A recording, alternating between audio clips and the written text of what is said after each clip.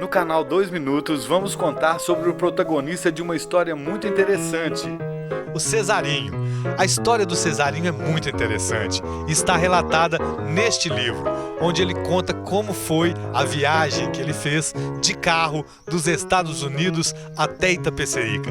E para ajudar a contar essa história, nós vamos conversar com seu filho, o Marquinho do Cesarinho. Marquinho, vamos dar uma volta nesse poçante aí que inspirou tanto a vida do seu pai? Nada melhor para continuar esse bate-papo dando uma volta no Cheba 51 de meu pai, né não?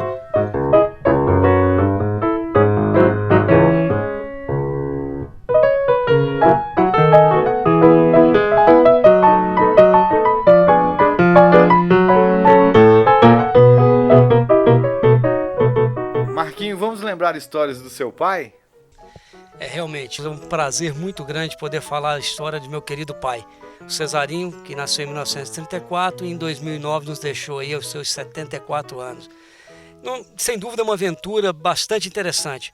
Papai era de uma família muito simples aqui de Itapecerica e aos 18 anos resolveu fazer uma grande aventura, ir para os Estados Unidos, estudar um pouco de forma prática, estudar a avicultura. E com a ajuda dos tios, ele trabalhava numa granja no Rio de Janeiro, ele assim foi para os Estados Unidos ao longo dos seus 22 anos.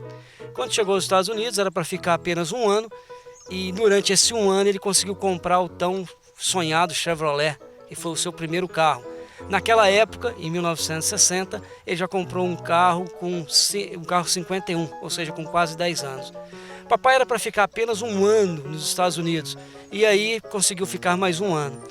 O grande problema é que na sua volta, quando ele pensou em retornar, ele falou, vou vender o carro, e ofereceram apenas $200 pelo carro. Ele ficou tão chateado e aí decidiu, eu vou embora no Chevrolet 51. E aí foi a grande aventura dele, sem dúvida o grande tesouro de sua vida. Ele conseguiu chegar aqui no Brasil no carro, não foi fácil, foram quase 5 anos de histórias de muita coisa para rir, para chorar, muita aventura, muita coisa interessante. E a maior dificuldade que ele teve foi realmente entrar no Brasil, que naquela época o carro era considerado contrabando. Esse carro teve que ficar na alfândega, o papai teve que voltar lá, junto com o seu pai na época, para arrematar o carro como ferro velho. O carro teve que ser desmanchado para entrar no Brasil, teve que entrar no Brasil através de uma prancha de trem, e aí sim o carro foi remontado para ele acabar de chegar. Isso tudo na época foi coberto pela revista Quatro Rodas, inclusive a revista Quatro Rodas ajudou muito. E isso foi uma grande aventura, não foi fácil trazer o carro até Itapecerica. O mais bacana de tudo é que o papai conseguiu, depois de muito tempo, escrever um livro e contar com bastante riqueza de detalhes, toda essa aventura, e posso assegurar a vocês, quem tem a oportunidade de ler o livro, gosta bastante, se diverte bastante com essa aventura. Eu queria te convidar, Jean, para a gente continuar esse bate-papo, por que não? Vamos dar uma volta de Chevrolet aqui e poder conhecer um pouco mais da história do papai? Será um grande prazer. Essa história toda que o Marquinho resumiu pra gente tá aqui nesse livro, Meu Chevrolet 51 e Eu, do Antônio Cesário Mendes Rabelo, o Cesarinho. Esse carro e este moço vão ajudar então a contar mais um pouquinho dessa história. Então vamos aceitar o convite e embarcar no Chevrolet. Como diria o papai, carinhosamente, vamos de Cheba, vamos? Vamos de Cheba.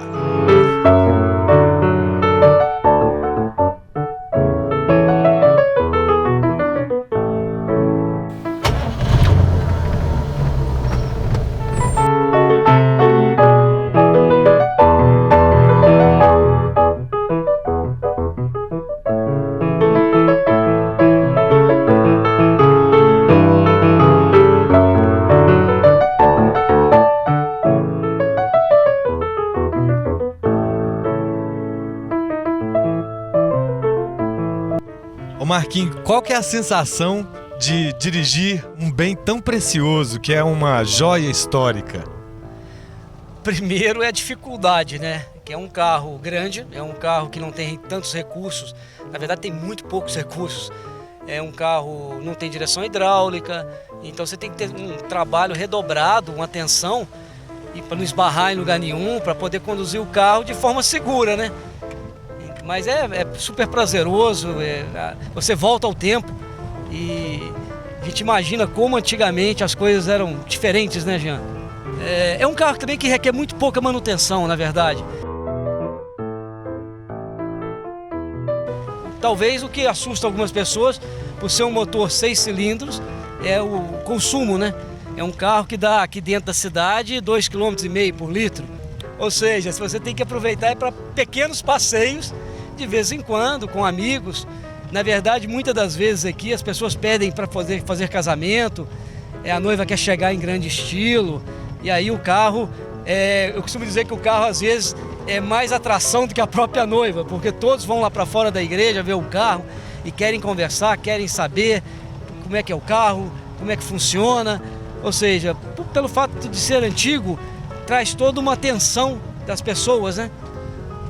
Ô Marquinhos, esse não é propriamente o carro da viagem, é um similar, não é isso? Exatamente, essa história é interessante, porque depois de toda a saga para o papai conseguir trazer o carro para cá, o carro foi reformado pela 4 rodas e ele tinha um luxo muito grande com esse carro. Nessa época ele morava no Rio de Janeiro e trabalhava também numa granja.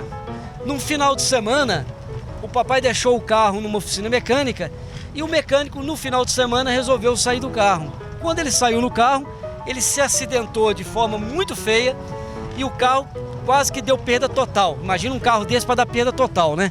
Eu imagino o seu pai, a reação que ele teve. Foi algo que quando ele contava para mim, ele chegava a chorar.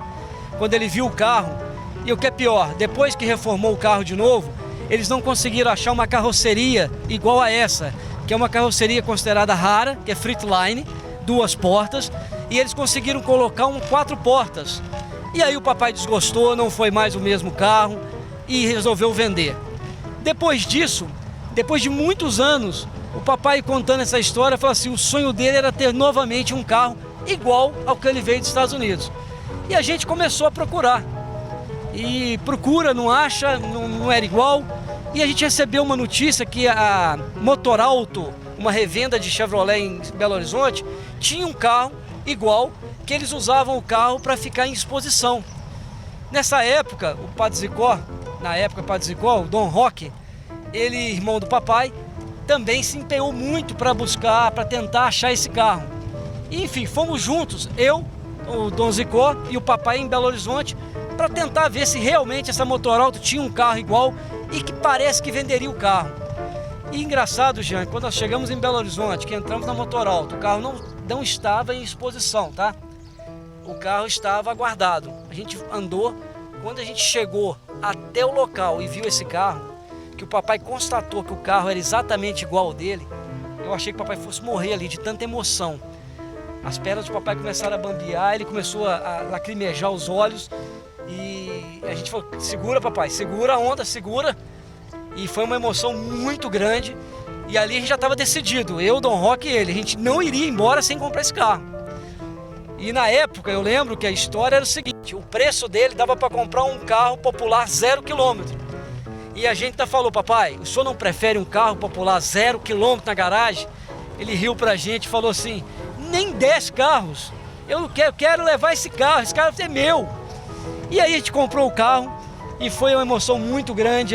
Eu já não estava, eu não vim com ele porque eu morava em Goiânia, eu tive que seguir viagem, mas a Chevrolet deu uma outra garibada no carro, trocou lâmpada, revisou carburador, enfim. E ele convidou um irmão dele, o tio Zezé, para vir de Belo Horizonte aqui trazendo o carro. E isso foi uma grande, grande emoção. Isso foi em 1996, ou seja, esse carro já está nas nossas mãos há 20 anos. E acho que a minha continuidade, a minha estrada agora, é poder continuar mantendo esse carro aqui. E esse carro aqui ele vai ter que ficar. Eu costumo dizer que eu não sei depois quando eu for embora. Mas enquanto eu for vivo, eu quero manter esse carro, conservar esse carro, conservar a sua história e poder de alguma forma, de vez em quando, passear pela cidade para as pessoas poderem verem o carro e assim contar essa história tão bacana de meu pai.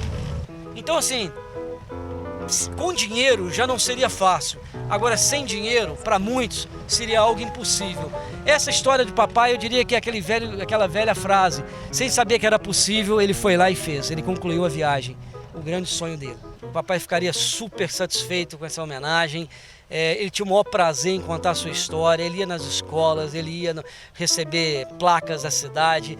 Então tenho certeza, esteja onde estiver, Cesarinho tá feliz de eu estar podendo dar continuidade e contar a história que para ele foi assim, sem dúvida, o seu grande triunfo, o seu grande sonho realizado.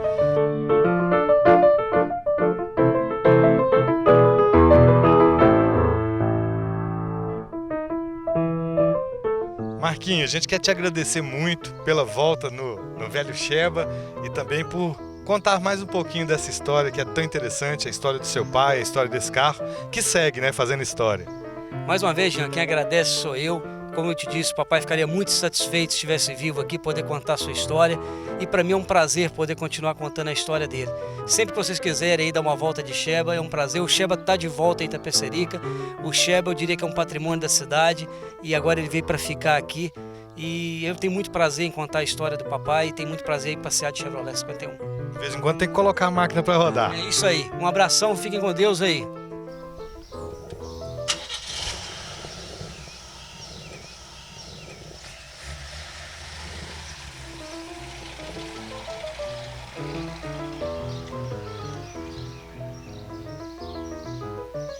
Um abraço a todos.